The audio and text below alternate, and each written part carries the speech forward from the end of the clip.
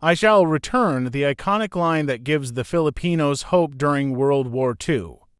General Douglas MacArthur, the man behind the famous line and his dedication to fulfill his promise to his Filipino friends. In 1935, President of the Philippines Manuel Quezon asked MacArthur to supervise the creation of a Philippine army. Quezon and MacArthur had been personal friends since the latter's father had been Governor-General of the Philippines. MacArthur accepted the assignment. It was agreed that MacArthur would receive the rank of Field Marshal. The Philippine Army was formed from conscription. Training was conducted by a regular cadre, and the Philippine Military Academy was created along the lines of West Point to train officers. MacArthur found that few of the training camps had been constructed, and the first group of 20,000 trainees did not report until early 1937. On the 31st of July 1941, the Philippine Department had 22,000 troops assigned, 12,000 of whom were Philippine Scouts. The main component was the Philippine Division, under the command of Major General Jonathan M. Wainwright.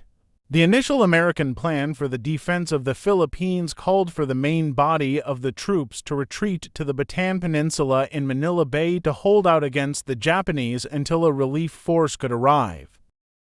On December 8, 1941, the Japanese attacked the Philippines and destroys majority of the military bases in the country. During the defense of the country, MacArthur rallied his forces in Bataan and Corregidor. Before the fall of Bataan on April 9, 1942, General MacArthur had to escape for Australia. It was at Taroe train station in Australia where, he said, "I shall return" during a radio broadcast. He soon launched an offensive in New Guinea that drove the Japanese out of Papua by January 1943. In a series of operations in 1943 to 44, MacArthur's troops seized strategic points in New Guinea from Lae to Sansepor while capturing the admiralties in western New Britain.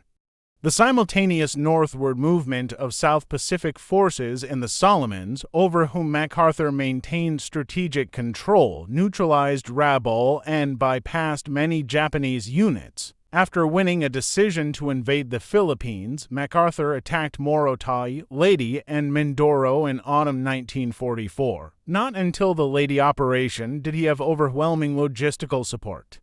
His earlier plans had been executed despite inadequacies of personnel and material and with little assistance from the Pacific Fleet. His largest, costliest operations occurred during the 7-month Luzon campaign in 1945. That spring he also undertook the reconquest of the southern Philippines and Borneo.